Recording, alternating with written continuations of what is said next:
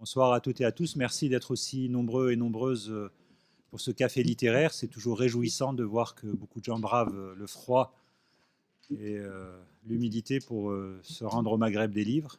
Chaque année, on a toujours de très bonnes surprises.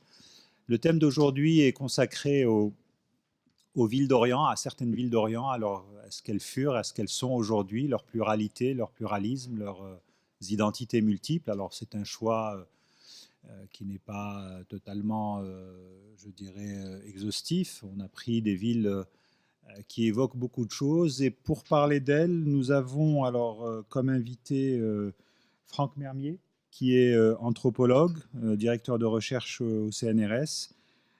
C'est un spécialiste du Yémen. Et donc, on va parler avec lui de Sanaa, éventuellement d'Aden peut-être aussi, on fera le lien parce que c'est des villes qui sont malheureusement dans l'actualité aujourd'hui.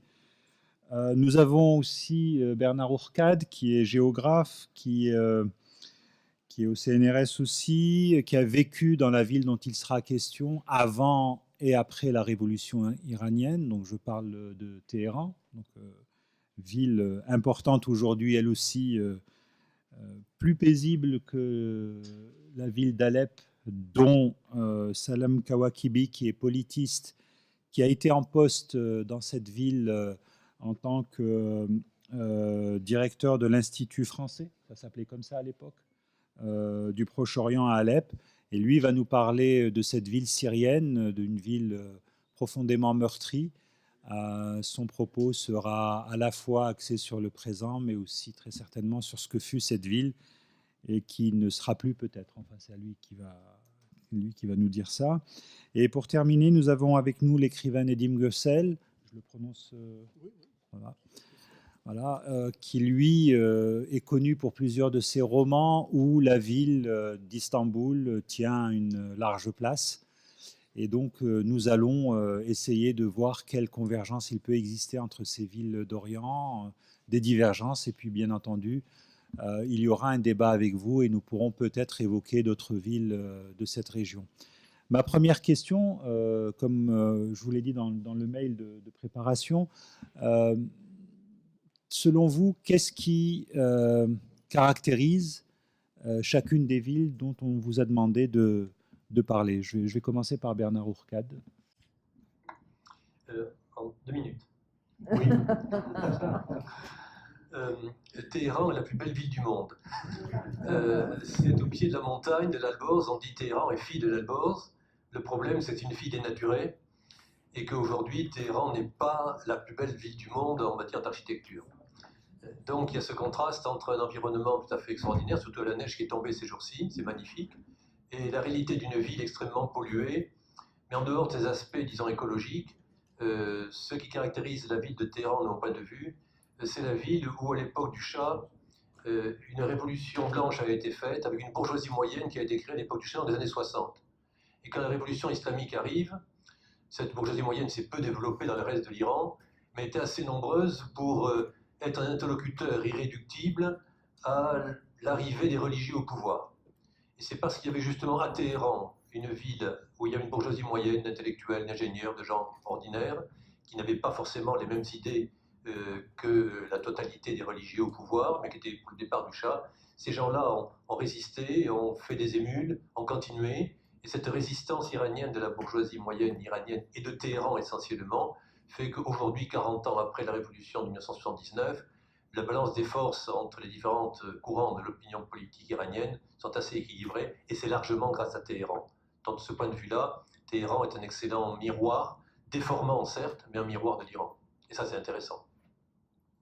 Merci. Je me tourne vers Franck Mermier. Pour les villes iraniennes, yéménites, qu'est-ce qui les caractérise au-delà peut-être d'un patrimoine historique assez impressionnant, enfin qui fut impressionnant?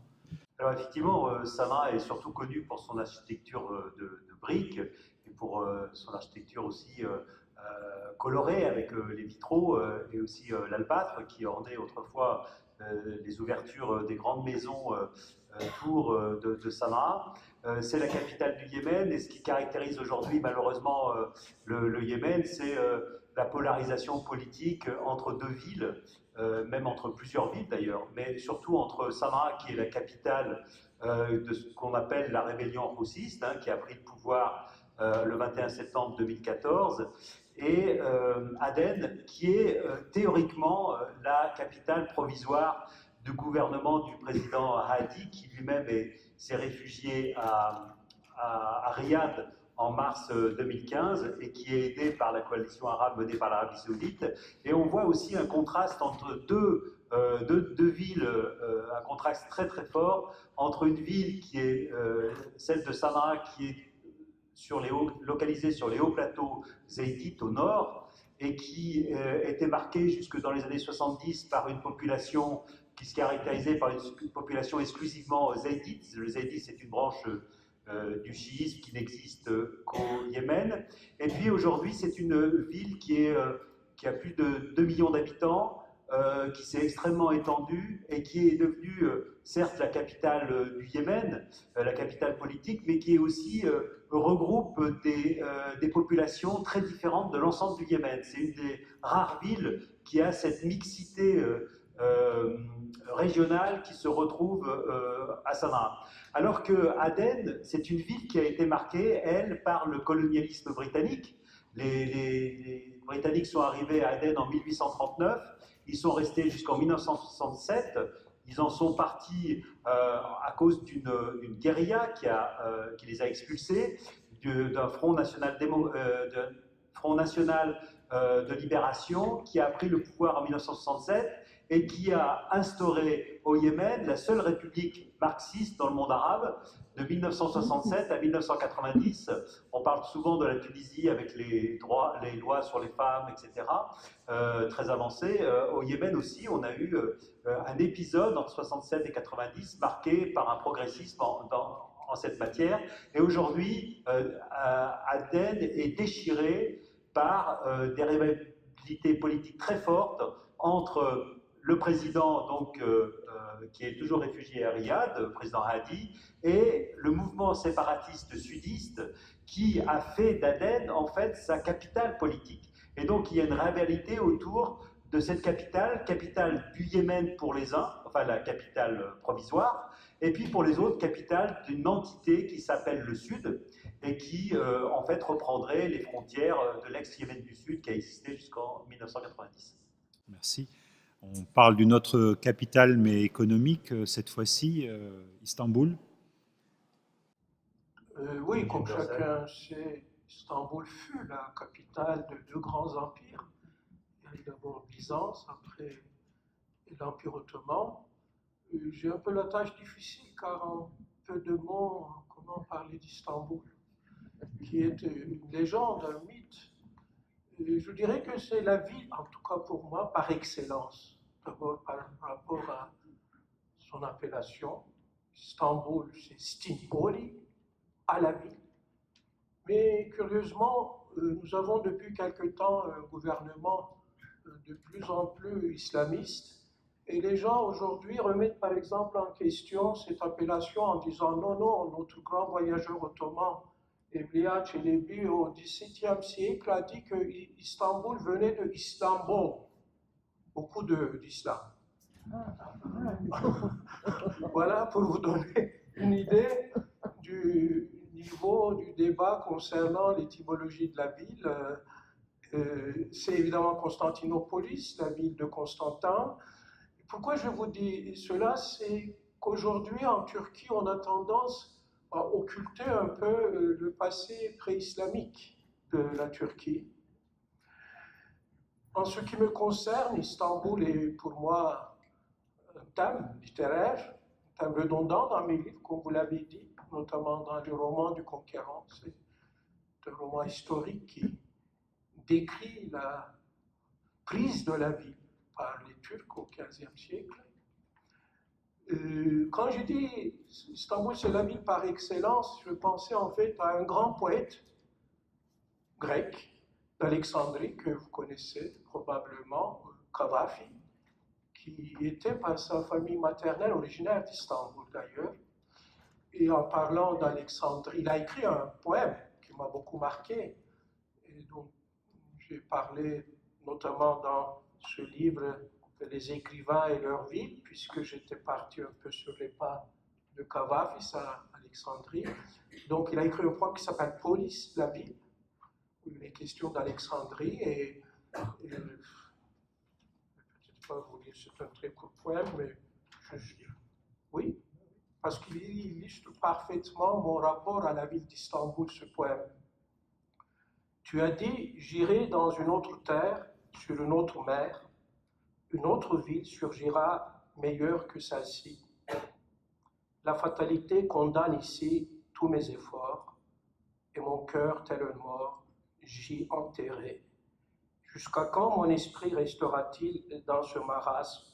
Partout où je dirige mon regard, partout je ne vois que les noirs décombres de ma vie ici, où j'ai passé tant d'années, tout détruit et tout ruiné. De nouveaux lieux, tu n'en trouveras point, ni d'autres mers. La ville te suivra. Dans ces mêmes rues, tu rôderas, dans ces mêmes quartiers, tu vieilliras, et sous ces mêmes toits blanchiront tes cheveux. Ce qui n'a pas été mon cas, puisque j'ai été contraint de quitter ma ville bien-aimée, Istanbul, après le coup d'État du 12 mars 1971. J'avais 20 ans à l'époque, et comme dit Paul Nizan dans ce très beau livre Aden Arabi, je ne laisserai personne dire que c'est le plus bel âge de la vie. Mais depuis cette époque, je porte ma ville en moi, comme dans le poème de Cavafy, la ville me poursuit. Et pour finir, je vais parler du grand chantre de la ville d'Istanbul, pas de Pierre Loti, bien sûr, mais de Yahya Kemal, qui a été député après la fondation de la République de Turquie en 1923. Et vous savez que Ankara, c'est la capitale de la Turquie d'aujourd'hui. Donc, comme le Parlement était à Ankara, il était obligé de temps en temps d'aller là-bas. Et un jour, on lui a posé la question, mais qu'est-ce que vous aimez le plus à Ankara? Il a répondu, le retour à Istanbul. C'est à dessein que j'ai laissé Salam Kawakibi intervenir en dernier, et vous m'avez donné une très bonne transition. Porter sa ville en soi, même si on l'a quitté. Je sais que Salam, qui est un ami, porte lui aussi sa ville où il a vécu, donc comme je l'ai dit tout à l'heure. Alep, rival de Damas. Qu'est-ce qu'on peut dire aujourd'hui qu'on n'a pas lu et entendu au cours des derniers mois dans les médias? Merci. Un jour, j'accompagnais, plutôt j'ai croisé, pour ne pas être accusé d'intelligence avec des forces impérialistes, un ambassadeur d'un pays nouveau, très puissant, dans les sources d'Alep. Et à un moment donné, on était sur l'axe principal qui date de 2000 ans, qu'on appelle l'axe principal, la voie romaine. Il m'a dit, ah, vous voulez dire 200 ans? Je lui ai dit, non, monsieur l'ambassadeur, on parle ici par milliers d'années. Les centaines d'années, c'est que chez vous. Moi, je suis d'Alep depuis 6 siècles. Je me sens alepin depuis 6 siècles, depuis la création de ma famille, qui est considérée actuellement comme la plus ancienne famille qui résiste encore dans la ville, ou plutôt qui ne résiste plus parce qu'il ne reste plus personne, presque, qui porte le nom Kawakibi dans la ville d'Alep au XXIe siècle. Alep, on peut dire aussi c'est une ville multiple, plurielle, avec 11 églises différentes, même l'église nestorienne qui n'est pas connue par le Vatican, avec toutes les autres religions, inclus la religion juive qui était très active dans la ville. Les Juifs d'Alep sont connus pour leur apport dans la musique. Avant qu'on parle des choses matérielles, mais plutôt des artistes. Les premiers artistes à Alep qui ont formé des générations dans la musique orientale en utilisant des instruments anciens. C'était aussi les Juifs et les Arméniens qui sont arrivés à Alep après les massacres, le génocide des années 15, mais aussi les Arméniens anciens qui sont là, qui étaient là et qui sont toujours là depuis le XIVe siècle. Alep, c'est la musique, Alep, c'est la beauté, Alep, c'est la cuisine très riche. Et c'est pas parce que je suis alépin, je le dis, mais parce qu'elle était sur la voie, la route de la soie. Et c'est ça la richesse, parce que quand on voit les plats d'Alep, on voit la Chine, on voit l'Iran, on voit la Turquie, on voit l'Arménie, on voit l'Italie, on voit beaucoup d'autres choses. Alep aussi, c'est la première convention Euromed, si j'ose dire, parce que la première convention a été signée entre la République de Gênes et la principauté d'Alep au XIVe siècle pour la collaboration économique et les échanges commerciaux. Alep maintenant, c'est une ville, pour moi, et je peux le dire avec beaucoup d'amertume, qui n'existe plus. La ville ancienne a été détruite presque intégralement. Le changement démographique est en cours. Tous ceux qui ont été obligés de quitter leur quartier après les bombardements d'aviation russe et syrienne ne peuvent plus retourner parce que maintenant ce sont des projets de reconstruction qui sont en marche, où on voit l'implication de pays occidentaux, mais aussi de beaucoup de pays comme la Chine et l'Iran et la Russie. Le changement démographique va passer par le volet économique, c'est-à-dire on ne va pas dire aux gens on va pas interdire aux gens de retourner chez eux, mais on va leur dire si vous êtes capable de réacheter vos biens, parce que ça va coûter trop cher avec la reconstruction moderne, revenez-y. Alep aussi, c'est une société fracturée.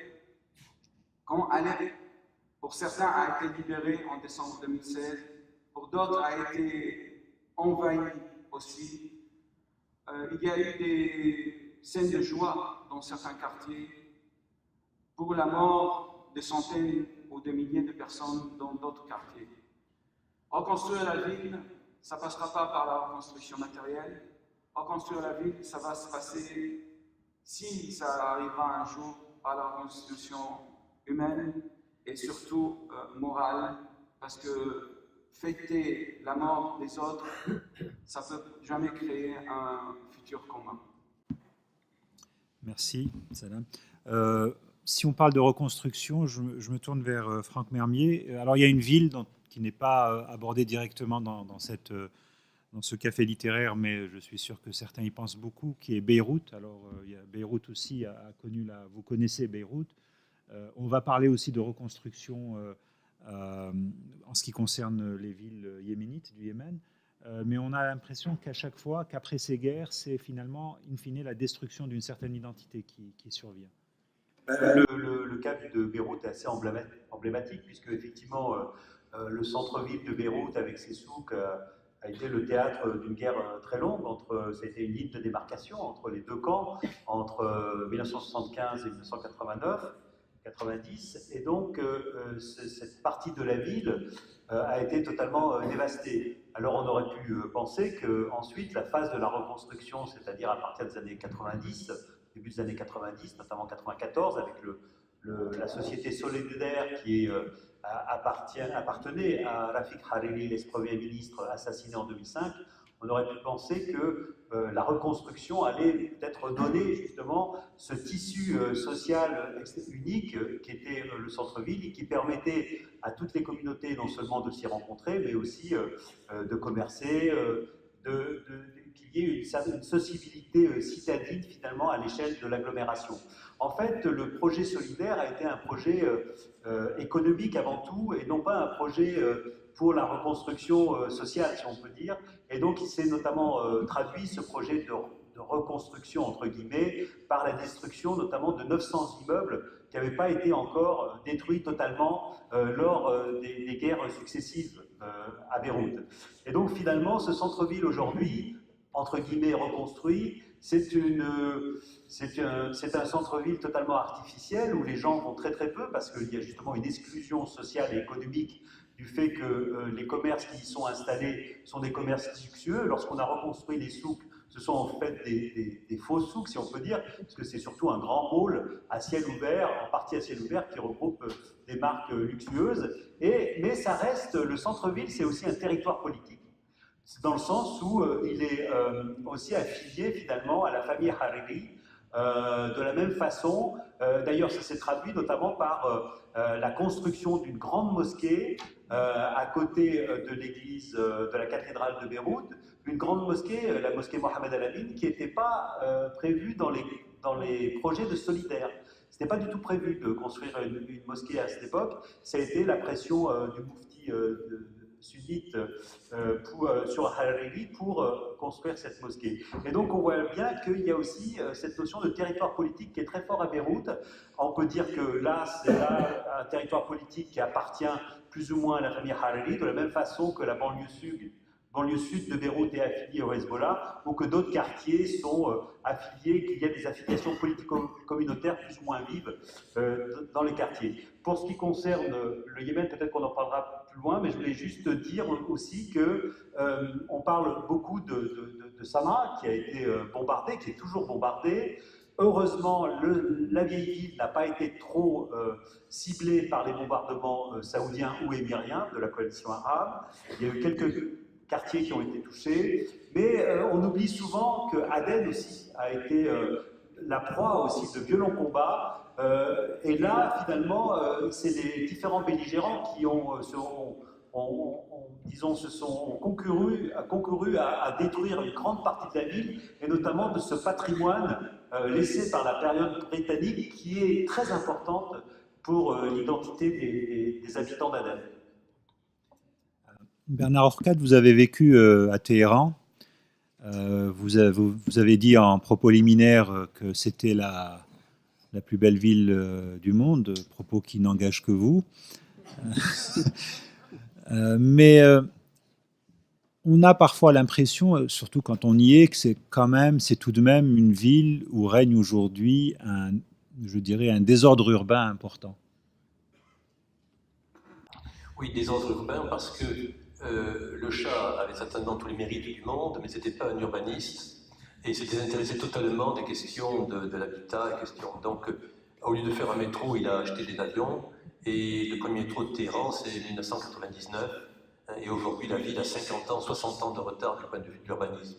Et une anecdote, lorsque le premier plan d'urbanisme a été fait par un groupe d'ingénieurs américains et iraniens, l'ingénieur iranien va voir le Shah, lui dit, voilà Majesté, à l'an 2000, votre magnifique capitale de Téhéran aura 15 millions d'habitants, ce sera la plus grande ville du Moyen-Orient, quel prestige pour votre Majesté.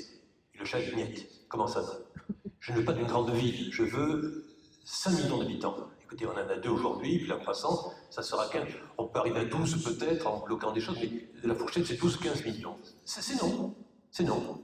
Et donc l'ingénieur iranien revient à son bureau et dit à l'ingénieur américain, le patron a dit, ce serait 5 millions d'habitants, il ne veut pas plus de ça, parce que sinon la ville sera trop grosse, il y a une pression sociale et politique sur le gouvernement, et ça va mal marcher. Et il a dit, désolé, moi je fais une ville de 10 millions d'habitants, et 5 millions, ça n'a aucun sens. Résultat, ils ont fait une ville de 5 millions d'habitants, le plan bidon intégralement, l'ingénieur américain est reparti à Los Angeles, et ils ont fait un plan qui ne rimait strictement à rien, qui n'a jamais été appliqué, puisqu'il était totalement irréalisable. Ce qui fait que ce plan était débordé totalement, les gens habitaient en dehors du périmètre urbain, dans des maisons, des bidonvilles ou des habitats précaires, qui ont été un des éléments essentiels de la révolution islamique. Et donc il y a une corrélation très forte à Téhéran entre la production d'espaces bâtis, la construction de la ville, qui a été faite un peu n'importe comment, n'a jamais été, Dieu merci, victime de bombardements ou de désordres militaires, mais les désordres politiques et de mythes sur la ville ont été très importants jusqu'à maintenant.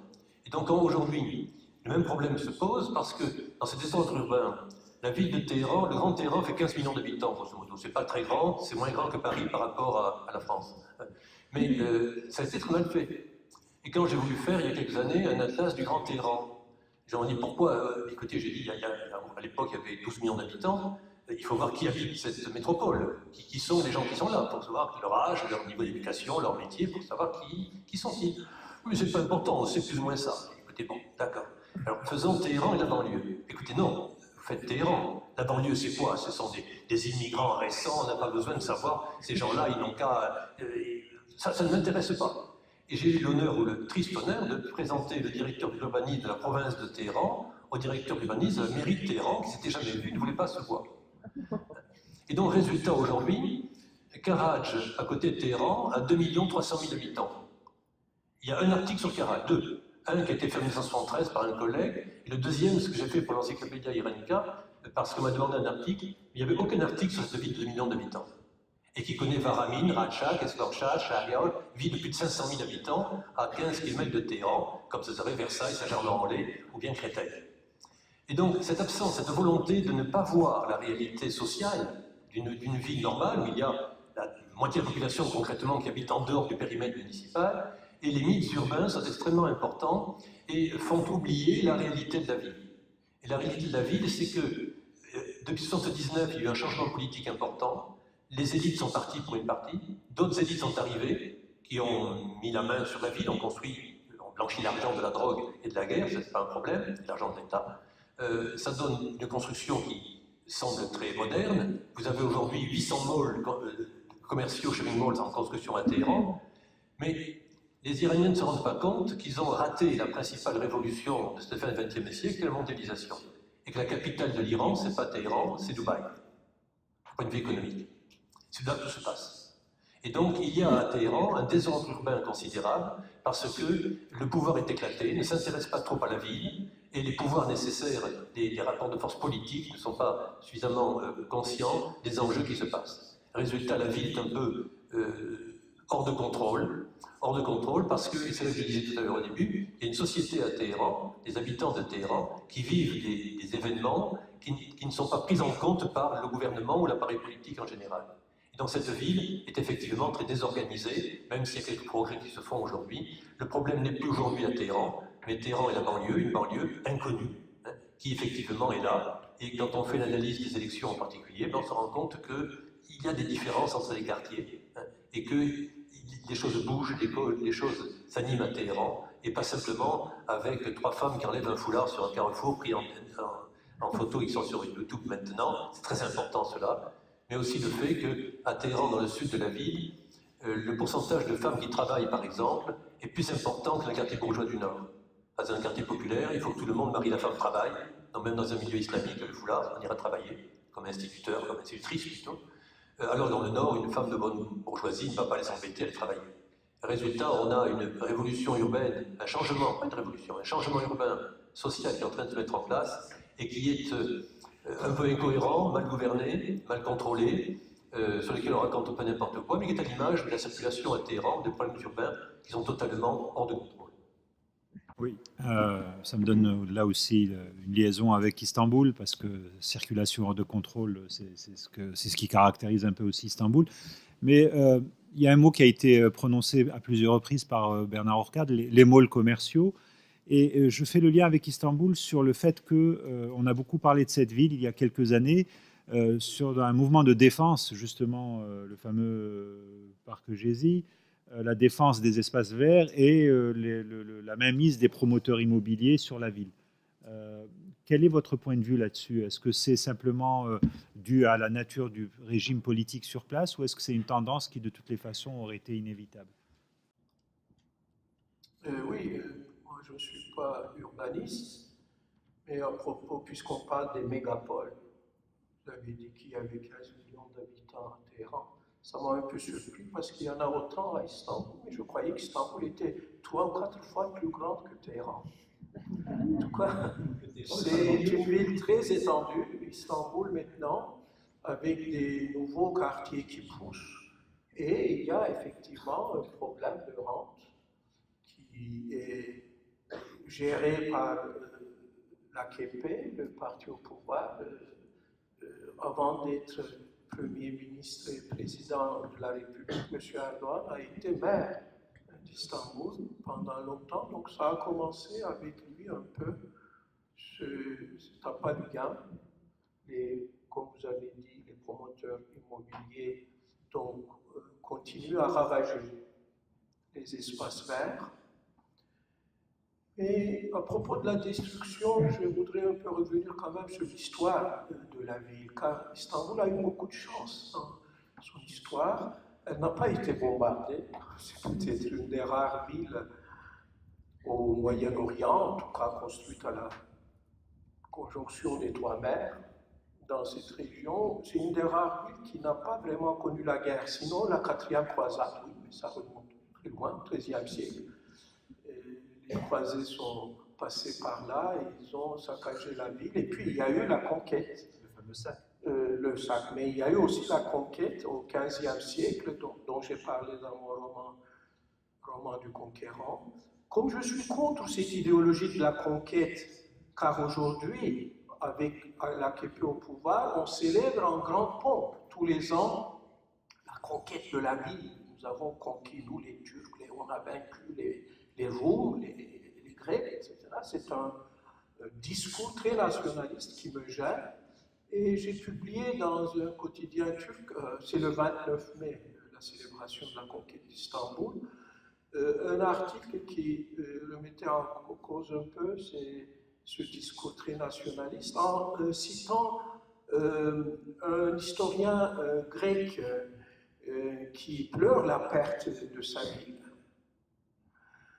Donc il faut aussi tenir compte, n'est-ce pas, du point de vue du vaincu.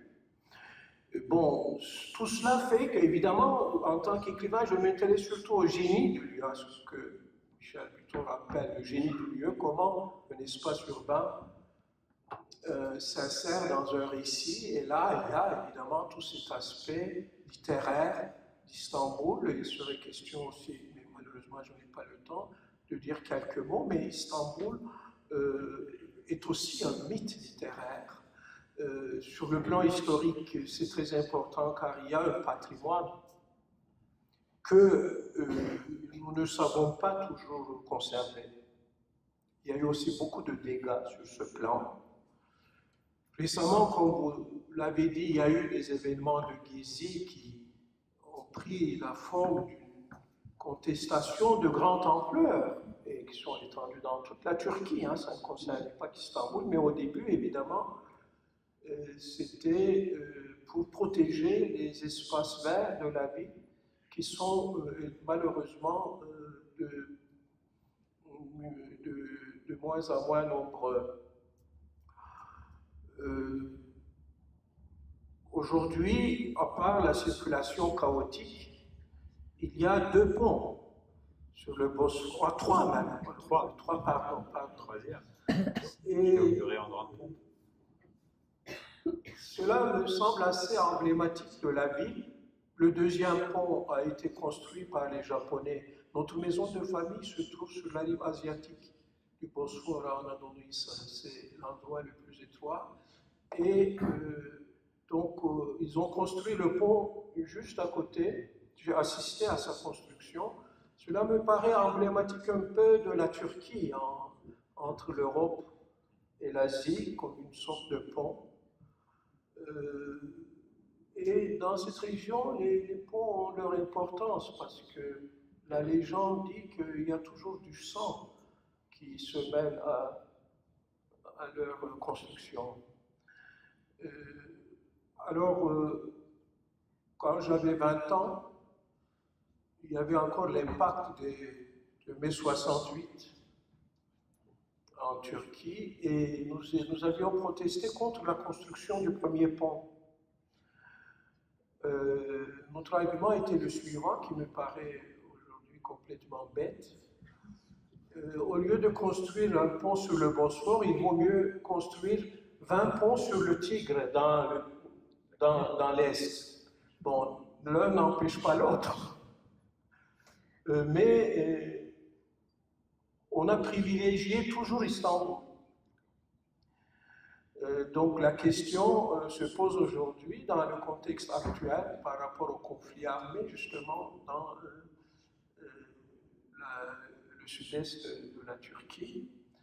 Et on a privilégié Istanbul parce que bien qu'Ankara était capitale politique depuis la fondation de la République de Turquie, Istanbul a continué à être toujours la capitale culturelle et surtout commerciale, qui attire aujourd'hui beaucoup de monde.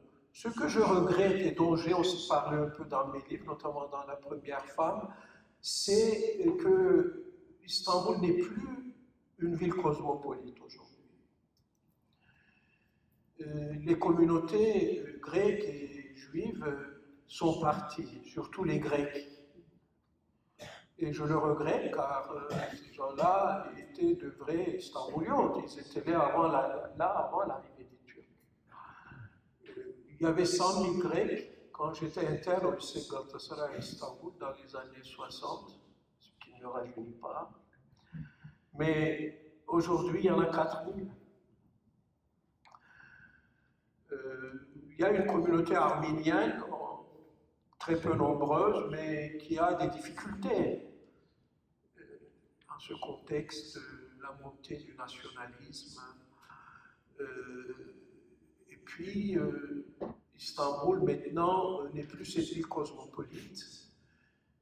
C'est une ville, une mégapole, qui est vraiment tombée, à mon sens, aujourd'hui, et pas en 1453. C'est-à-dire la chute de la ville, à mon sens, date des années d'Erdogan, parce que l'Anatolie l'a vraiment conquis.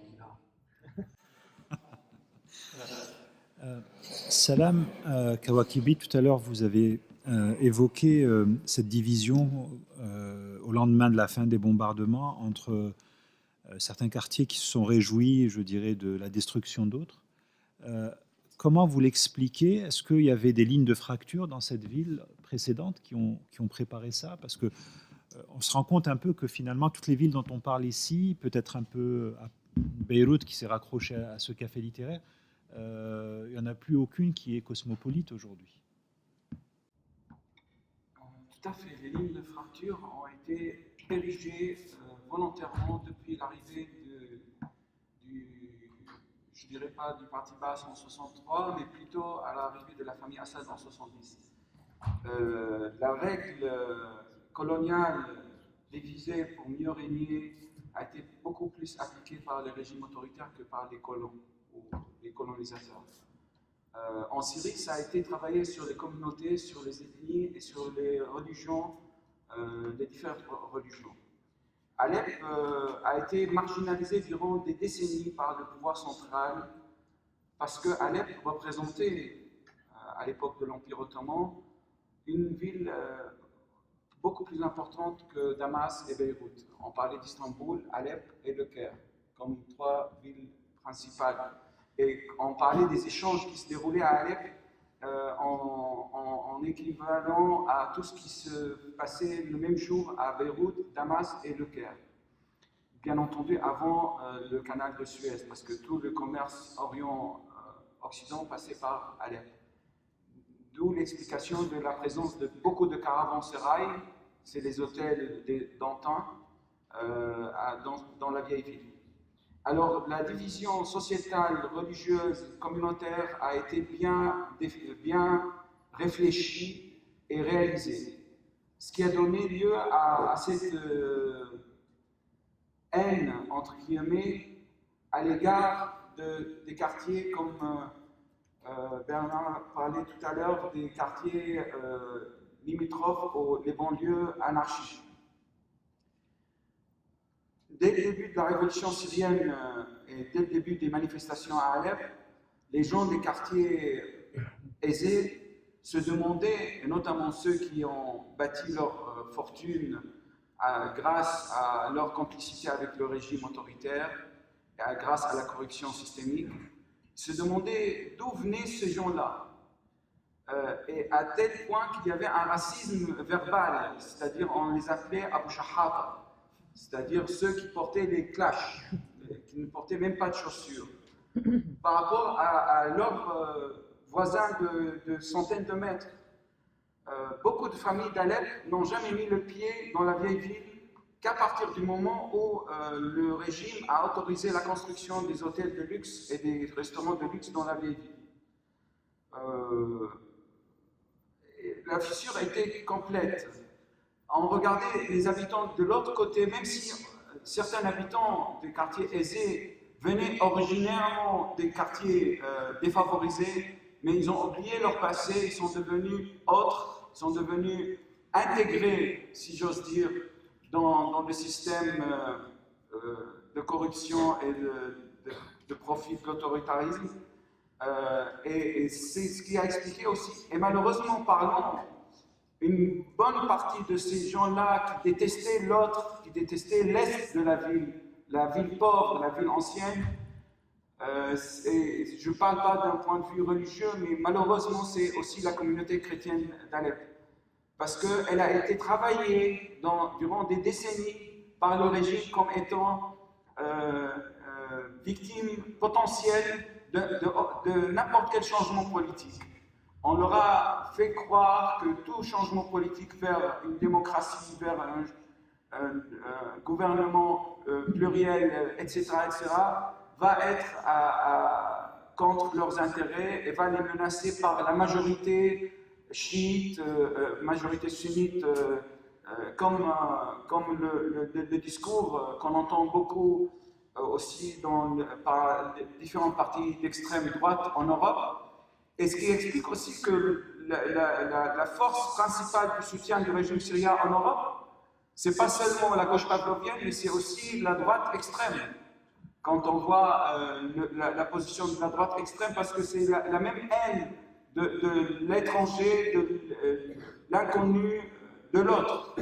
Et ça a été développé au sein de la même société à l'Alep. Je parle toujours d'une anecdote d'une femme de lettres à Alep, très connue en France. Un jour, elle voulait m'accompagner pour rentrer chez moi, et moi je lui ai dit non, je veux bien que tu me déposes à l'université, parce que j'avais des cours. Elle m'a dit, mais ça se trouve où l'université?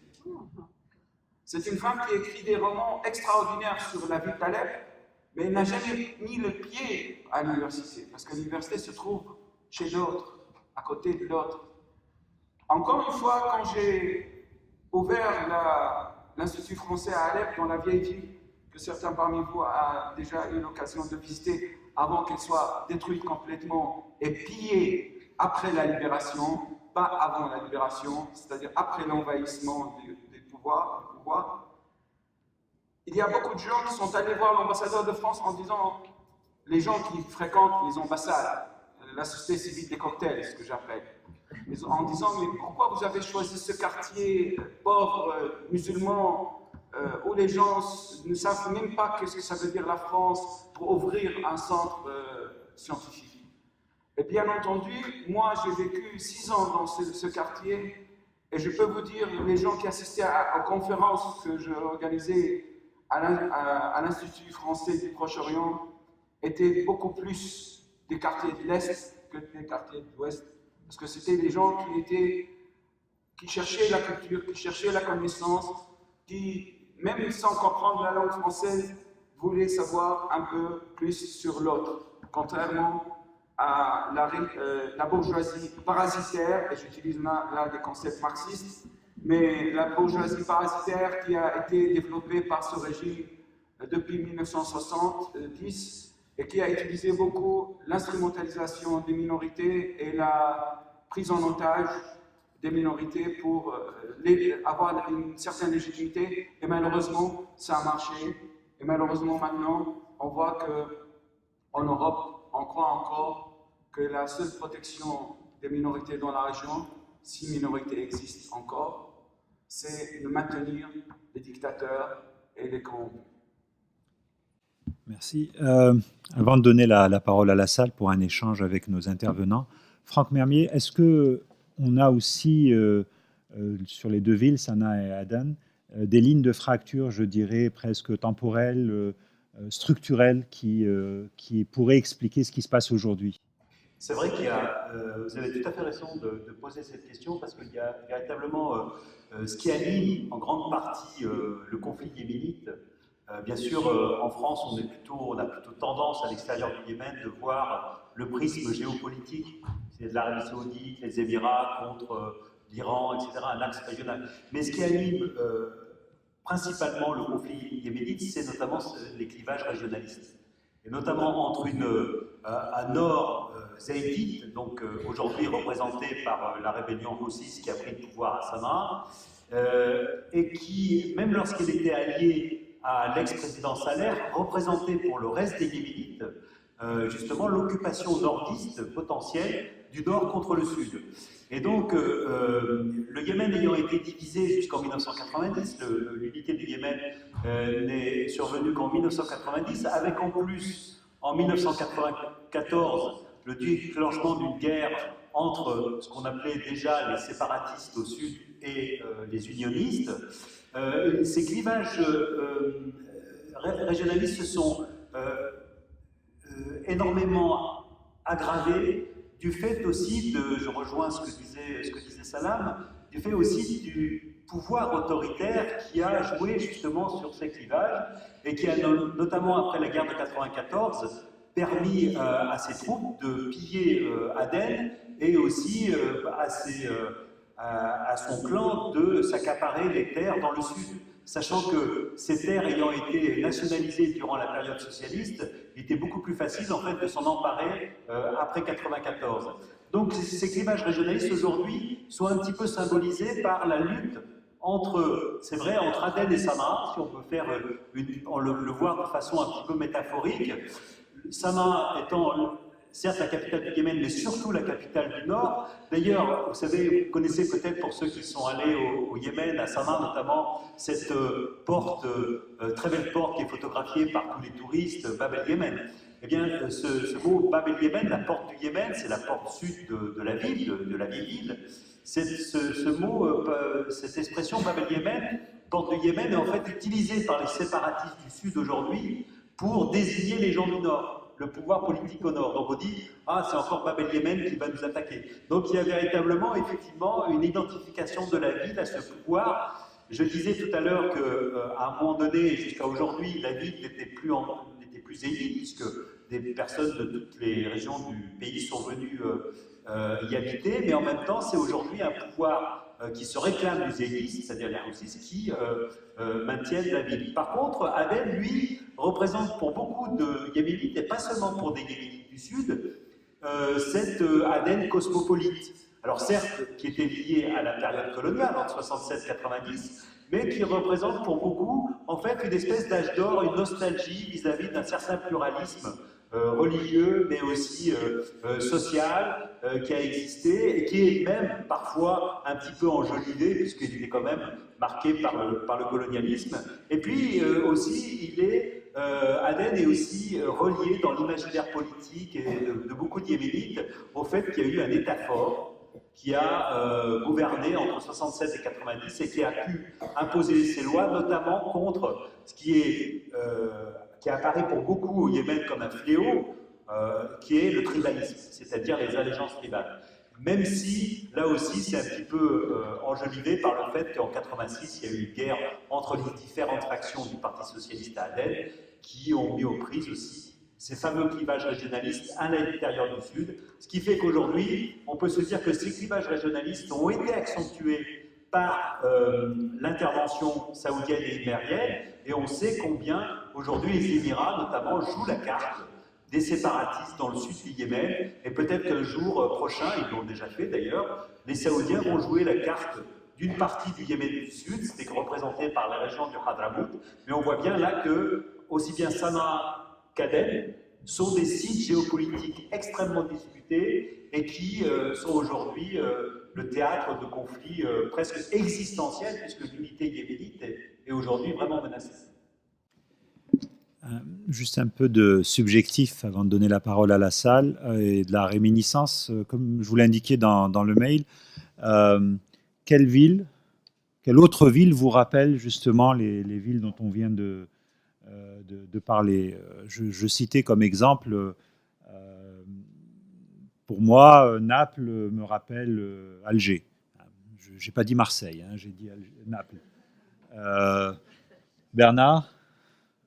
Paris.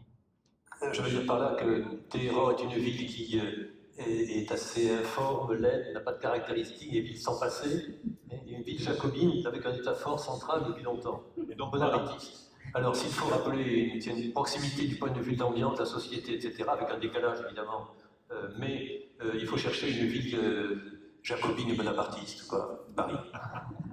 Salah. Même si j'ai jamais eu la chance de visiter Jérusalem, mais d'après les photos et les films et les récits, je crois que la ville qui me fait penser le plus à Alep, c'est Jérusalem. Et peut-être aussi leur sort politique est similaire. Moi, je dirais qu'Istanbul rappelle bien sûr Venise. Pour moi, ce sont deux villes narcissiques qui contemplent leur reflet et qui ont eu aussi dans l'histoire quand même beaucoup de rapports.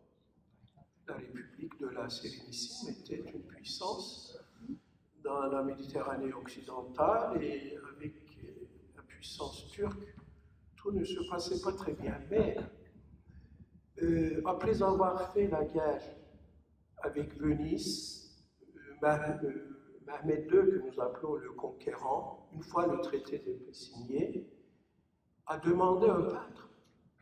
Il a demandé au palais de Doge un peintre pour qu'il fasse son portrait. Et l'interdiction de l'image dans l'islam ne l'a pas empêché de prendre cette initiative. C'est comme ça que Gentile Bellini est venu à Istanbul en 1480 pour faire le portrait du sultan. Ce voyage me semble très emblématique de la rencontre des deux civilisations, l'Occident et l'Orient, car on parle beaucoup de conflits, mais on ne parle pas assez aussi de ce genre d'échanges artistiques et culturels. Et pour faire la publicité, c'est le sujet d'un de mes romans, Les Turbans de Venise. J'ai écrit ce roman à Venise. Et j'ai beaucoup travaillé dans la bibliothèque Correr, car l'histoire du voyage de Bellini, donc à Istanbul, intrigue le protagoniste du roman, qui est un historien de l'art et qui fait ce même voyage dans le sens opposé 5 siècles plus tard. Lui, il va d'Istanbul à Venise. Et donc je pense que ces deux villes vaut la peine d'être superposées. Franck Mermy. Alors, je vais prendre l'exemple de Samara, j'en choisis une. Alors, je pense que lorsque j'allais souvent, lors de mon séjour à Beyrouth, dans les années 2000, j'allais souvent à Damas. Et en fait, je ne sais pas pourquoi, en fait, Samara me rappelle Damas, ou le contraire, dans le sens où j'ai l'impression que ces deux villes, même si elles sont très très différentes, bien entendu, se ressemblent dans le sens où on a l'impression que le plus important de la ville se passe dans les replis, dans les interstices, dans le cachet. Et que du fait justement de la présence d'un régime totalitaire, plus qu'autoritaire, celui du régime syrien, mais aussi au Yémen aussi, où finalement ce qui était caché, ce qui se passait à l'intérieur des maisons, notamment lors des séances de cartes, lorsque la grande partie de la population masculine et même féminine se rassemblait les après-midi pour matcher de cartes dans les salons crades, c'est là où finalement la vie la vie sociale était la plus importante, beaucoup plus qu'à l'extérieur. Et donc c'est cette analogie entre du cachet et de l'importance de l'invisible qui me fait établir une correspondance entre ces deux villes. Bonjour, merci beaucoup. Merci. Ma question est pour Salah. Je voudrais savoir. C'est pas grave, on vous entend, monsieur.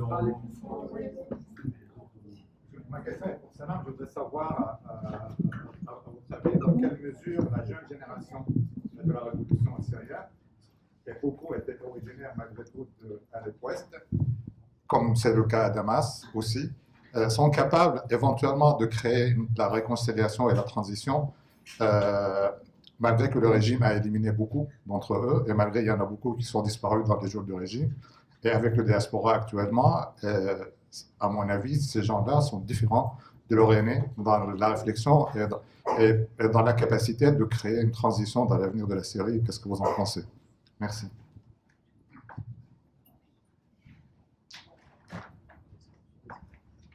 Oui, moi je développais maintenant une réflexion sur une phrase porteuse de beaucoup de pessimisme et un petit peu d'optimisme. Je parle que nous sommes passés de la gestion de l'espoir à la gestion de la douleur et en arrivant maintenant à la gestion de la défaite. Mais le côté positif dans cette phrase, c'est le mot gestion. C'est-à-dire, quand on parle de gestion, c'est une action. Dans l'action, il y a de l'espoir. Et la gestion de la défaite qu'on est en train de vivre maintenant, ça ne veut pas dire que c'est la fin. Justement, ce sont les jeunes qui quittaient leur famille de côté ouest pour aller joindre les manifestations côté est et qui ne sont jamais revenus. Ils sont en majorité. Et il faut souligner une chose, que le pouvoir a ciblé surtout et dès le début ces jeunes-là par les arrestations massives et par l'assassinat carrément. Et on a les listes des noms des gens, en regardant les noms de famille, on sait d'où ils venaient. Malheureusement, c'est comme ça la situation en Syrie. Les noms de famille désignent votre appartenance, même urbain, même religieux, etc., etc. Et c'est ces jeunes-là qui peuvent être porteurs dans l'avenir d'un changement. Mais malheureusement, la majorité d'entre eux, ils sont ou bien morts, ou dans les prisons, ou en exil. Et ceux qui sont en exil, notamment en Europe, ils essayent de réintégrer une nouvelle société et une nouvelle vie, complètement différente de la leur. Vous avez très bien décrit les transformations récentes, et pas toutes récentes, négatives de ces villes, c'est-à-dire le développement de l'urbanisme chaotique et un peu dans l'image de Dubaï, tout ça. Quand j'ai vécu à Beyrouth, j'essayais de photographier les anciennes maisons avant qu'elles ne disparaissent. Mais j'aimerais vous demander s'il y a des projets dans ces villes pour sauver l'architecture un peu ancienne, ou est-ce que c'est quelque chose, pour Alep, c'est surtout pas la première pensée, mais est-ce qu'il y a de la part du gouvernement des projets vraiment, pas seulement de la rhétorique, mais des projets vraiment en cours pour non seulement reconstruire, mais avec une pensée du bien-être social aussi? Merci. Il y a en Iran un excellent service du patrimoine, depuis la révolution islamique notamment, qui cherchait de revaloriser, de mettre en évidence, de restaurer tous les monuments anciens. C'est un peu du musée. On les met au congélateur et on met du projecteur. Regardez, c'était beau, nous avons protégé le passé. C'est une façon de cacher les réalités. Et ça se fait tant mieux, les vieilles maisons, les vieilles rues, les vieux paysages sont sauvegardés, les traditions populaires sont sauvegardées. Personnellement, dans l'identité, moi je regarde, c'est un arbre. Dans l'identité d'un arbre, il y a ses racines. Si on regarde que les racines, c'est pas important. Il y a le tronc et les branches. Alors le passé, c'est les racines de l'arbre, c'est essentiel. Il faut donc regarder le passé des villes, les vieux centres-villes, et si elles ont disparu, c'est un problème. Mais dans une ville sans passé comme Téhéran, ce que je vois d'intéressant aujourd'hui, c'est le fait que c'est une ville artistique. C'est la ville où Kiarostami a fait ses films, c'est la ville où la photographie notamment est très importante, où les artistes iraniens, parce que la situation est celle-là, s'expriment, donc ils peuvent s'exprimer, les intellectuels s'expriment. Vous savez, en Iran, il y a liberté d'expression, il n'y a pas de liberté après l'expression. Hein. Mais il y a liberté d'expression. On s'exprime, et donc on voit des gens, je suis assez optimiste, il y a le chaos qu'on peut voir à l'extérieur, et on voit le chaos à Alep, le chaos qu'il y a dans tout le Moyen-Orient, et ça peut faire un peu peur. Mais j'essaie de regarder aussi la dynamique nouvelle qu'il y a avec ces artistes, pendant le cas de Téhéran, et avec aussi, dans le cas de Téhéran et des villes voisines où l'Iran a eu un certain rôle, je pense à Alep en particulier dans ces derniers temps, qui disent, écoutez, regardez ce qui se passe partout, c'est la guerre, c'est épouvantable, arrêtons. Et les Iraniens qui ont fait la guerre 8 ans avec Saddam Hussein et l'Irak, quand après 92, l'Irak a été attaqué et bombardé, il y a eu une solidarité populaire pour soutenir le peuple irakien victime de l'impérialisme. Et soutenir les gens, on ne peut pas oublier que c'était 8 ans de guerre, les Irakiens ont souffert aussi. Et quand ils voient ce qui se passe aujourd'hui dans le Moyen-Orient et le rôle de l'Iran, notamment, plus ou moins fort, les gens se disent qu'est-ce qu'on va faire là-bas? Essayons de construire au Moyen-Orient, et essayons que les sociétés se rejoignent en essayant d'évacuer les pouvoirs qui sont là et qui sont, que ce soit en Syrie ou en Arabie Saoudite ou dans d'autres régions, des pouvoirs qui écrasent le peuple. Il y a une espèce de démocratisation de l'esprit des gens qui parlent, qui s'expriment et qui ont une solidarité réelle avec les gens ordinaires de l'Irak, d'Arabie Saoudite ou d'Alep, parce qu'ils disent ces gens-là, ils ont subi des bombes qui étaient quelquefois nos bombes à nous, mais c'est pas juste ça. Et donc je vois beaucoup d'optimisme, non pas de naïveté, mais ça prendra des siècles peut-être. Mais il y a là des éléments très positifs qu'on voit justement dans ces grandes métropoles qui souffrent beaucoup pour des raisons différentes. Il y a aussi des gens qui regardent différemment. À Alep, ils ont commencé à restaurer la grande mosquée. Et par des architectes venus de Grozny, payés par Kadyrov. C'est pour vous dire qu'est-ce que ça va être l'avenir de la vieille ville d'Alep. La destruction de la ville d'Alep remonte bien avant la révolution, bien avant les bombardements. La destruction a été faite à partir des années 80. On a détruit l'ensemble d'une grande partie de la vieille ville, tout en préservant le synagogue juif pour éviter des problèmes avec Israël. On a détruit des mosquées, des églises dans la vieille ville, mais en gardant la synagogue qui se trouvait encerclée par des barbelés jusqu'à nos jours. Alep a été, la citadelle d'Alep, on a construit dans la citadelle d'Alep un amphithéâtre en ciment sur le temple hittite pour faire des festivals de folklore et de danse populaire, parce que le gouverneur d'Alep était jaloux de la ville de Bosra, parce qu'il y a un amphithéâtre romain à Bosra. Et il a voulu faire son amphithéâtre à Alep. Alors la destruction, ainsi le pillage qui a été effectué par Fahd Assad, le frère du Hafez Assad, de tous les sites archéologiques, notamment Palmyre et Ain Dara et autres, Dora Oropos aussi, est phénoménale. Alors la destruction date de décennies depuis que le régime s'est installé en place.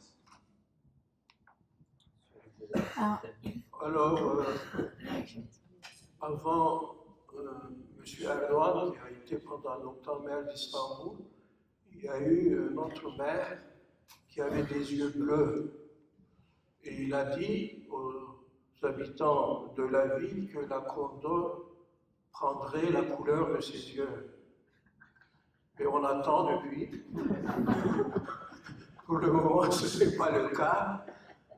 Mais en ce qui concerne les projets, oui, Istanbul a été capitale culturelle de l'Europe il y a quelques années. Et dans ce cadre, avec les fonds européens, plusieurs projets ont abouti concernant la conservation du patrimoine historique. C'était une bonne chose. Mais ce n'est pas suffisant car, comme je l'ai dit au début, Istanbul fut la capitale de deux grands empires, il y a énormément de monuments historiques. Et tout cela coûte cher. Ce que je critique, c'est que le gouvernement actuel privilégie toujours la période ottomane en occultant vraiment le passé millénaire, c'est-à-dire la période byzantine. Cela dit, nous avons maintenant un président qui est mégalomane, qu'il est devenu, et lui, il ne s'occupe pas de ses projets, de patrimoine historique, etc. Il veut faire un autre Bosphore. Et il vient de lancer ce projet, c'est-à-dire qu'ils vont ouvrir pas un canal, mais un autre Bosphore carrément, qui va donc relier la mer Noire à la mer Marmara, et tous les pétroliers, si ce projet aboutit, vont passer par ce canal-là. Donc Istanbul, peut-être que le terme n'existe pas en français, se devient Venise de plus en plus. Se Venise. Venise, voilà. Alors il se passe, effectivement, votre question aussi rappelle à quel point le patrimoine est lié aux politiques et au pouvoir politique. Par exemple, le pouvoir qui a fait le coup d'État en septembre 2014 à Sanaa, qui a pris la capitale Sanaa, donc la rébellion roussiste, telle qu'on l'appelle. En fait, ce mouvement s'appelle les Ansar Allah, les partisans de Dieu. Ansar Allah qui a pour modèle aussi le Hezbollah libanais. D'ailleurs, son leader, Abdelmalek al-Houssi, essaye d'imiter Hassan Nasrallah, mais il n'y arrive pas, et donc c'est un sujet de moquerie au Yémen.